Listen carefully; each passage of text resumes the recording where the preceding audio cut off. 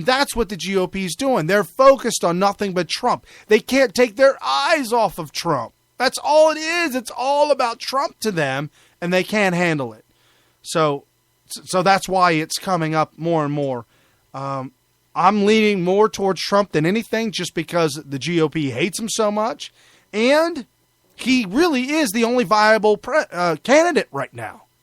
None of the other candidates have a chance. I mean, Kasich, really? That is not a prayer. Not a prayer whatsoever. And now I know Judge Deneen said that Ted Cruz needs 80% of the vote to get in. But I'll be honest with you, I do not believe that he has that ability. Like, there's no way. Kerry, can you hear us now? I can hear you, and you sound a lot better. Can you hear me? At all? Hello? Hello?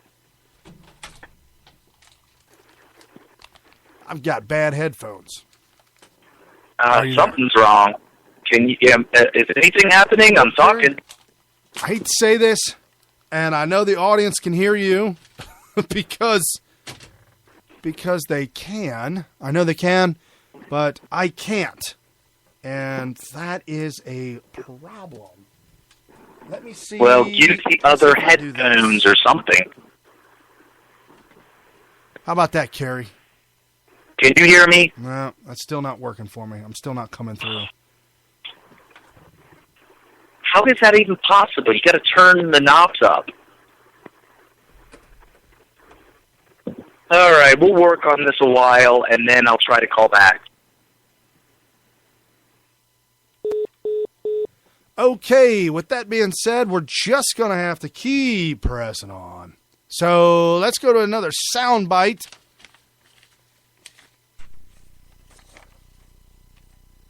Let's go to let's get back wrapped up into to the Arizona shutdown, if you will, how they were shutting down the roads in Arizona. And we'll go ahead and play that soundbite. This is another one from Steve Spell 2. This is about, there you go, which one is it? Oh, who is this guy? Okay, let's do this one right here.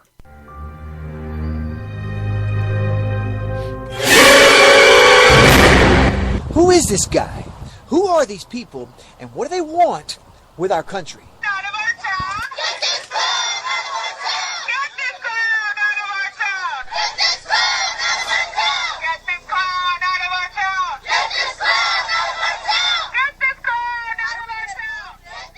Hi guys, this is Steve Spell 2. Last week, an event in Chicago, a Trump rally, was shut down by a group of immigrants and Muslims. They were responding to a call from the social media to riot, which is exactly what they did. But who are these people? Why are their flags in Arabic? What do they want, and how strong are they? Muslims united against Trump.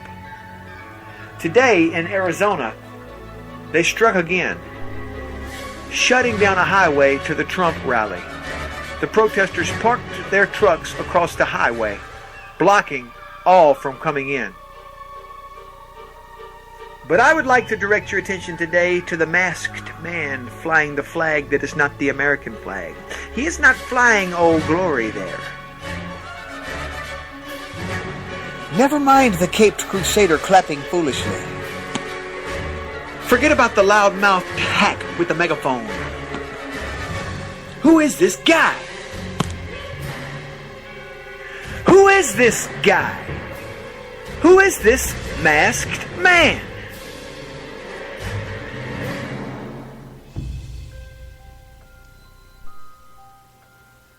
Who are these people? What do they want with our country?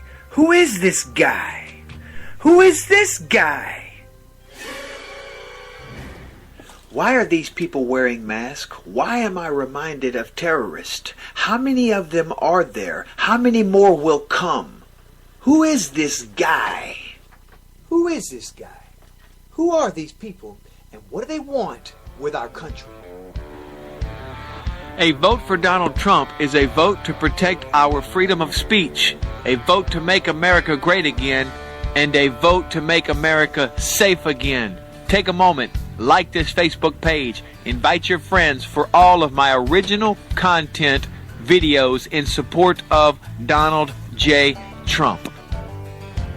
Who is this guy?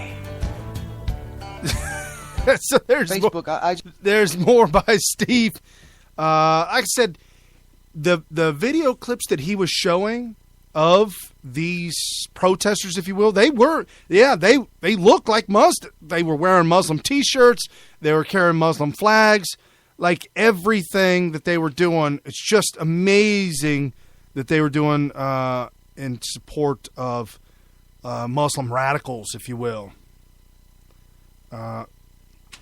So, who is this guy? So he's looking at all these different angles.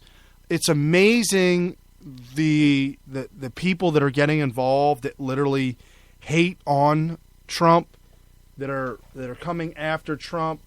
They're doing all these just sinister things to Trump.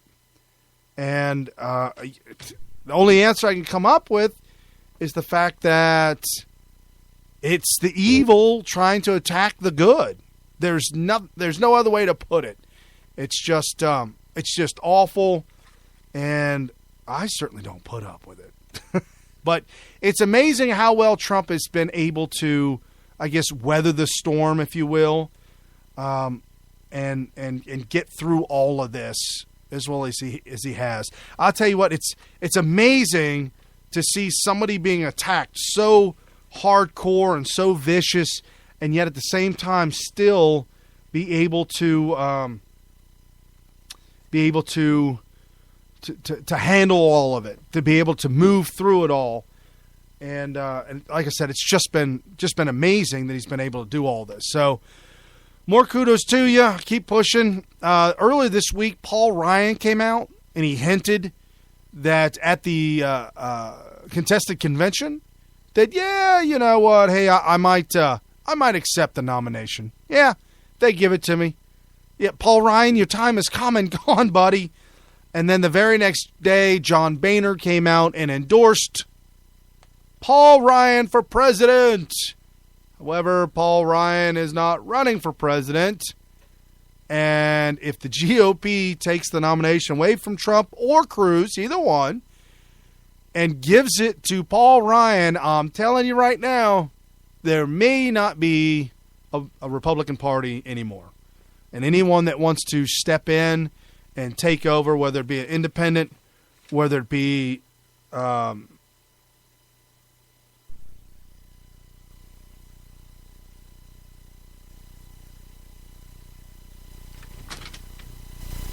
independent party will step in, take over.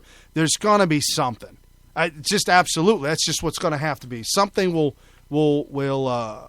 come up, pop up, if you will, and take over. The Republicans are going to absolutely lose this race if they decide that they don't want to be a part of the Trump campaign, or if they don't want to be a part of Cruz's campaign.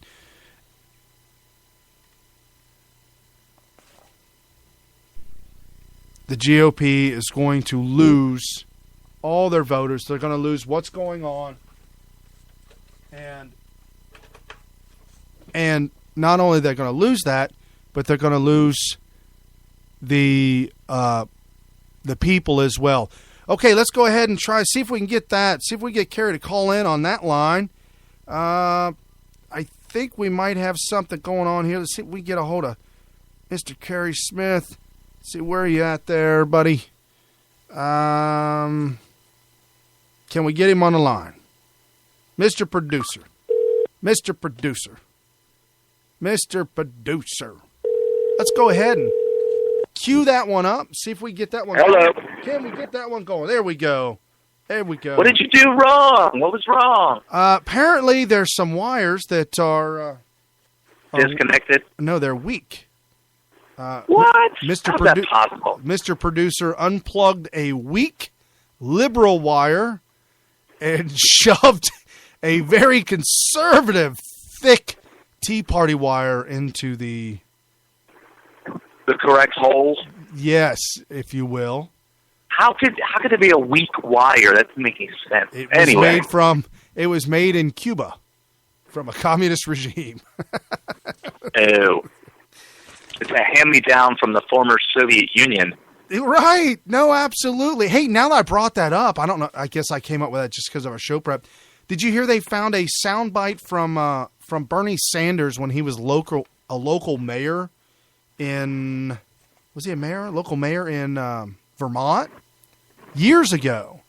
31-year-old videotape interview that's been dug up, which shows a young Bernie Sanders praises on Cuba's communist dictator Fidel Castro. He was praising him? Oh, yes.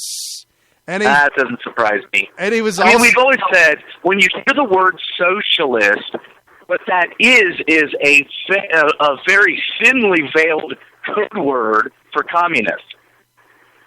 Right, absolutely. He was saying that the Nicaraguan regime is similar to Castro and absolutely praised both of them, said that that's the way to go. Now, why would he? What is wrong with these people? I guess poverty is noble. Maybe that's what it is. Well, because prosperity and wealth is just something that they just can't stand. Something of that. He said, and this is a quote right from the video, and I had to write this down. He said, all the Cuban people were going to rise up. Oh, that America thought the Cuban people were going to rise up and rebel against Fidel. And then he said they forgot that Fidel was the one who educated those kids. He gave those kids health care, and he totally transformed their society. Into what? Well, into a hellhole. Well, let me give you a little example. I am calling to you from Youngstown, Ohio. The beautiful vacationing resort? Well, it depends on what. It's all relative, right? It's all relative, and that's my point. This place is the poster child for the Obama economy. It is absolutely scary. I mean, the best word to describe it would be a dystopia. Wow. And yeah, it's weird because I'm used to Cincinnati, which Cincinnati is not, this beaming, it's not a beacon of capitalism. We've had liberal mayors for a long time, and there's a lot of corruption, and the whole streetcar debacle is just typical for your average utopian who's trying to make their little utopian communist regime or whatever.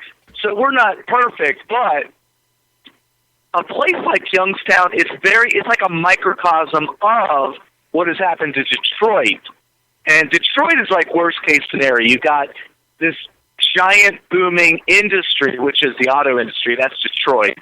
And after a while, they just decided that we're going to center the entire economy around it, and they end up stabbing it in the back by trying to milk it for everything in order to install their communist utopia, and then it falls apart. And the problem is when that industry falls apart, you're left with nothing. Well, Hillary just said last week that she saved the auto industry with Obama. Well, what's wrong with Detroit then? I'll tell you what's wrong with it. It's too late for Detroit. They've already left. They are building Chevys in Mexico. Well, they already left. Well, what about that plant in Indiana on the way to Indianapolis? That's huge. I mean, when I say huge, it's huge. Honda plant, and I know I'm talking. Honda. I know I'm talking about Honda. However, Honda did well in the sense that they gave the people what they wanted. Chevy and GM didn't make a good product at all, and so Honda stepped in and is making Hondas in America.